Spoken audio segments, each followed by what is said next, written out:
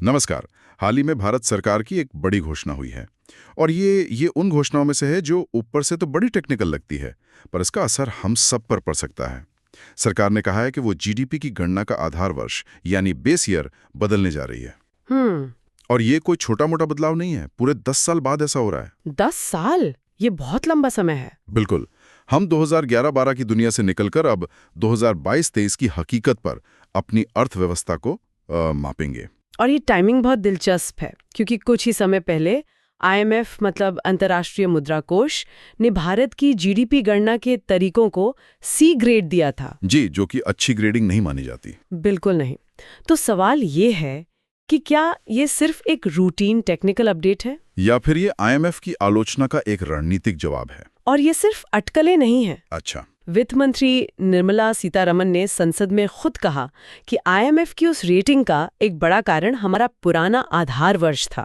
ओहो, तो उन्होंने सीधे सीधे इससे जोड़ा है। हाँ, सरकार का स्टैंड ये है कि हमारे डेटा में कोई गड़बड़ी नहीं है, लेकिन ये बदलाव हमारी वैश्विक विश्वसनीयता को बढ़ाने के लिए जरूरी है। तो मतलब दांव पर सिर्फ नंबर नहीं है, देश की साख भी है। बिल्कुल। तो चलिए आज इसी की तह तक चलते हैं, इस पूरे मामले को खोलकर देखते हैं। तो सबसे पहला और बुनियादी सवाल, ये आधार वर्ष आखिर भला क्या है? हम सुनते तो बहुत हैं, पर इसका मतलब क्या है? इसे एक बहुत ही आसान उदाहरण से समझते हैं। हाँ, बताइए। मान लीजिए आपकी सैलरी 2014 में 50,000 रुपए थी। ठीक है। और 2024 में 1,00,000 रुपए हो गई। वाह, कागज पर तो दुगनी हो गई। कागज पर दोगुनी हो गई, लेकिन क्या आपकी खरीदने की ताकत, आपकी परचेजिंग पावर वो भी दोगुनी हुई? नहीं, बिल्कुल नहीं। महंगाई भी तो बढ़ी है। एग्जैक्टली। जो चीज 100 रुपए की थी वो अब शायद 180 की हो गई है। जीडीपी के साथ भी यही होता है। जीडीपी मतलब देश में एक साल में बने कुल सामान और सेवाओं की कीमत। जी। जब हम इसे उस साल की मौजूदा कीमतों पर नापते हैं तो उसे कहते हैं नॉमिनल जीडीपी। अच्छा, करंट रेट्स पर। हाँ, करंट रेट्स पर। ये आपकी 1,00,000 वाली सैलरी की तरह है, जिसमें महंगाई का असर भी शामिल है। समझ गया। लेकिन अगर हमें ये जानना है कि देश ने असल में उत्पादन कितना ज्यादा किया है, ग्रोथ कितनी हुई है, हाँ, असल ग्रोथ कितनी हुई है, तो हमें महंगाई के असर को हटाना होगा। अच्छा, तो यहीं पर आधार वर्ष की एंट्री होती है। बिल्कुल। हम एक साल को, जैसे अब तक 2011-12 था, उसे चुन लेते हैं और उस साल की कीमतों को फ्रीज कर देते हैं। ओके। इसे ही आधार वर्ष कहते हैं। फिर हम मान लीजिए 2024 के उत्पादन को भी 2011-12 की कीमतों पर ही मापते हैं। अच्छा। इससे जो आंकड़ा मिलता है उसे कहते हैं रियल जीडीपी। और ये हमें बताता है कि उत्पादन असल में कितना बड़ा है, ना कि सिर्फ चीजों के दाम कितने बड़े हैं। तो ये एक तरह का वजन मापने का बाट है जिसे हम बदलते नहीं, ताकि हमें पता चले कि सामान असल में बड़ा है, न कि सिर्फ बाट का वजन बदल गया है। क्या बढ़िया एनालॉजी है, बिल्कुल यही बात है। लेकिन यहीं पर एक दिलचस्प दुविधा खड़ी होती है। अगर ये स्थिर बाट इतना ही जरूरी है तो हम इसे बार बार क्यों बदलते रहते हैं? ये तो विरोधाभासी लगता है। ये बहुत ही शानदार सवाल है और यहीं पर इस पूरी कहानी का सार छिपा है। वजह यह है कि अर्थव्यवस्था कोई पत्थर की लकीर नहीं है, वो एक बहती नदी की तरह है जो हर कुछ साल में अपना रास्ता बदल लेती है। उसका ढांचा बदल जाता है। हाँ, उसका पूरा स्ट्रक्चर बदल जाता है। मतलब लोगों के खर्च करने का तरीका बदल जाता है, नए नए सेक्टर और उद्योग आ जाते हैं, टेक्नोलॉजी उत्पादन के तरीके बदल देती है। हाँ, ये तो है। मुझे याद है 2012 में ऑनलाइन कुछ मंगाना हो तो वो एक बड़ी बात होती थी। फ्लिपकार्ट से किताब आने में हफ्ता लग जाता था। हाँ हाँ, बिल्कुल। आज तो मेरी सुबह की चाय भी 10 मिनट में आपसे आ सकती है। 2011-12 के आर्थिक नक्शे से पूरी तरह गायब थी। हाँ, थी नहीं। तो हम एक पुराने फटे हुए नक्शे के सहारे एक नए हाईटेक शहर में रास्ता खोजने की कोशिश कर रहे थे। तो ये अपडेट एक तरह से पुराने पेपर मैप को फेंककर गूगल मैप्स इंस्टॉल करने जैसा है। इससे भी बेहतर। ये सिर्फ रास्ता नहीं बता रहा, ये बता रहा है कि शहर में नई सड़कें, नए फ्लाईओवर और पूरी की पूरी नई बस्तियां बन चुकी हैं। अच्छा। जिन्हें हमारा पुराना नक्शा दिखाई ही नहीं पा रहा था। इसीलिए हर 5-7 साल में इस नक्शे को अपडेट करना जरूरी होता है। एक मिनट, लेकिन अगर ये इतना जरूरी है तो इस बार 10 साल का गैप क्यों? ये तो बहुत लंबा समय है। हाँ, बहुत लंबा। हम 2024 में 2012 के चश्मे से दुनिया देख रहे थे। कुछ तो बड़ी वजह रही होगी इस देरी की। बिल्कुल, और वजह छोटी मोटी नहीं थी।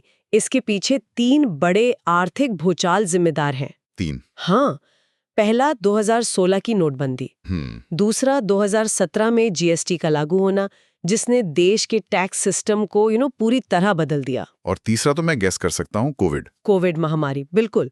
2020 में आधार वर्ष के लिए एक ऐसे साल की जरूरत होती है जो आर्थिक रूप से सामान्य हो, स्टेबल हो। हाँ, स्टेबल हो, जिसमें कोई बहुत बड़ा उतार चढ़ाव ना हो। और पिछले कुछ सालों में हमें एक भी ऐसा स्थिर साल नहीं मिला।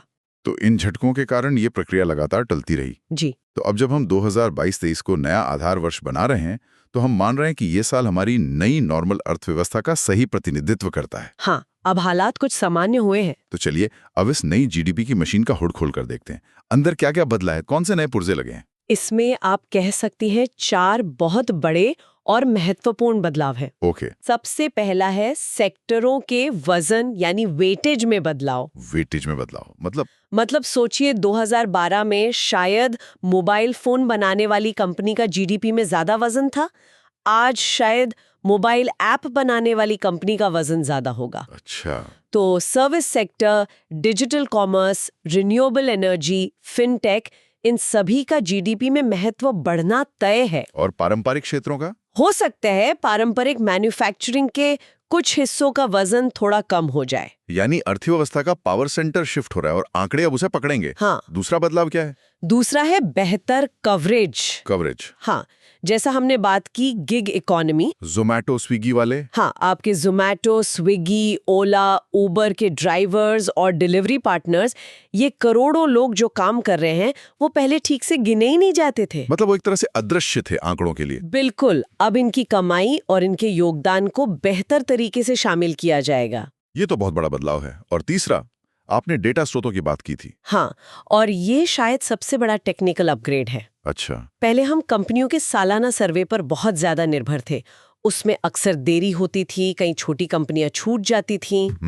अब हम 2 नए और शक्तिशाली स्रोतों का इस्तेमाल करेंगे, MCA 21 पोर्टल और GST नेटवर्क का डेटा। ये MCA 21 और GST डेटा, ये आम भाषा में बेहतर क्यों है? इसे ऐसे समझिए, पहले हम साल में एक बार कंपनियों को चिट्ठी भेजकर पूछते थे, भाई आपने कितना काम किया है। अब MCA 21 पोर्टल के जरिए हम सीधे कंपनियों की लाइव फाइलिंग का डेटा उठा सकते हैं, जो वो हर तिमाही सरकार के पास जमा करती हैं। अरे वाह, तो ये तो ज्यादा सटीक हुआ। ज्यादा सटीक, ज्यादा व्यापक और लगभग रियल टाइम। इसी तरह GST डेटा हमें हर महीने होने वाली खरीद बिक्री का एक ऐसा खजाना देता है जो पहले था ही नहीं। मतलब ये अर्थव्यवस्था की तस्वीर लेने और उसका लाइव वीडियो देखने जैसा फर्क है। बिल्कुल सही, यही फर्क है। और चौथा बदलाव जुड़ा है कीमतों के नए ढांचे से। कीमतों से? हाँ, जिस बास्केट के आधार पे हम महंगाई मापते हैं वो भी अपडेट होगी। अच्छा, कंज्यूमर बास्केट? जी। 2012 के बास्केट में शायद DVD प्लेयर या लैंडलाइन फोन का खर्च शामिल होता होगा, जो अब कोई इस्तेमाल नहीं करता। कौन करता है? 2023 के बास्केट में डेटा सब्सक्रिप्शन, OTT प्लेटफॉर्म्स और ऑनलाइन शॉपिंग का खर्च शामिल होगा। इससे रियल GDP की तस्वीर और भी साफ होगी, ज्यादा सटीक होगी। बिल्कुल। तो चलिए अब मुद्दे की बात पर आते हैं। ये सब बदलाव सुनने में तो बहुत अच्छे लग रहे हैं, लेकिन जब अगले साल फरवरी में ये नए नंबर आएंगे तो असल में बदलेगा क्या? जमीनी परिणाम क्या होंगे? इसके कई बड़े और दिलचस्प परिणाम हो सकते हैं। जैसे? सबसे पहला और सीधा असर तो देश की GDP के आकार पर ही पड़ेगा। साइज पर? हाँ, हो सकता है कि नए तरीकों से गणना करने पर हमारी अर्थव्यवस्था का साइज कागज पर रातों रात बढ़ जाए या शायद घट भी जाए, हालांकि इसकी संभावना कम है। और ये सिर्फ एक साल के लिए नहीं होगा ना? बिल्कुल नहीं। और यहीं पर बैक सीरीज डेटा का कॉन्सेप्ट आता है। बैक सीरीज डेटा, ये क्या है? सरकार को सिर्फ 2022-23 से आगे के आंकड़े नहीं देने होंगे, बल्कि इसी नई मेथोडोलॉजी का इस्तेमाल करके पिछले कई सालों जैसे 2015 से 2022 तक के GDP आंकड़ों को भी दोबारा कैलकुलेट करके जारी करना होगा। अच्छा, इसे ही बैक सीरीज डेटा कहते हैं। यानी कि हम पूरी फिल्म को एक नए बेहतर कैमरे से दोबारा शूट कर रहे हैं। जी जी, ताकि शुरुआत से लेकर अंत तक सब कुछ एक जैसा दिखे। एकदम सही। इसके बिना हम आज की ग्रोथ की तुलना अतीत से कर ही नहीं पाएंगे। दूसरा बड़ा परिणाम होगा आर्थिक अनुपातों में बदलाव। अनुपात मतलब रेशियो? जी, हमारी 2 सबसे महत्वपूर्ण अनुपात है, राजकोषीय घाटा यानी फिस्कल डेफिसिट और कर्ज जीडीपी अनुपात यानी डेट टू जीडीपी रेशियो, ये दोनों जीडीपी के प्रतिशत के रूप में मापे जाते हैं। और यहीं पर वो बात आती है जिसका जिक्र आपने शुरू में किया था, ये सिर्फ आंकड़ों का खेल नहीं है। बिल्कुल। सोचिए, अगर नई गणना से हमारी जीडीपी का आकार 10% बढ़ जाता है, ओके, तो हमारा कर्ज जीडीपी अनुपात, जो अभी लगभग 80-85% के चिंताजनक स्तर पर है, हाँ। वो रातों रात घटकर 75% के आसपास आ सकता है। अरे वाह! ये सिर्फ एक अकाउंटेंट की बाजीगरी नहीं है। बेहतर कर्ज जीडीपी अनुपात से अंतर्राष्ट्रीय क्रेडिट रेटिंग एजेंसियां जैसे मूडीज और S&P वो भारत की रेटिंग सुधार सकती हैं? बिल्कुल, और उससे भारत सरकार और भारतीय कंपनियों के लिए विदेश से कर्ज लेना सस्ता हो सकता है। ये तो बहुत बड़ी बात है। मतलब कागज पर एक बदलाव का असर देश के खजाने पर पड़ सकता है। सीधा असर। लेकिन ये सब कुछ विश्वास पर टिका है ना? जब भी सरकारें नंबरों को गिनने का तरीका बदलती हैं, तो शक की सुई भी घूमने लगती है। यहाँ क्या खतरे हैं? और ये सबसे बड़ी चुनौती है पारदर्शिता, ट्रांसपेरेंसी। जी। 2015 में जब पिछली बार आधार वर्ष बदला गया था, तब भी बैक सीरीज डेटा को लेकर बहुत विवाद हुआ था। मुझे याद है। सरकार पर आंकड़ों को बेहतर दिखाने के आरोप लगे थे। इसलिए इस बार सरकार को बहुत ज्यादा सावधान रहना होगा। तो सरकार को ऐसा क्या करना चाहिए जिससे इन आंकड़ों पर भरोसा बना रहे? 3 चीजें बिल्कुल जरूरी हैं। पहला, गणना की पूरी नई पद्धति को विस्तार से सार्वजनिक किया जाए। ओके। हर किसी को पता होना चाहिए कि कौन सा डेटा कहां से लिया गया और उसे कैसे इस्तेमाल किया गया। दूसरा, ये साफ साफ बताया जाए कि कौन से नए डेटा स्रोत इस्तेमाल हुए हैं और क्यों।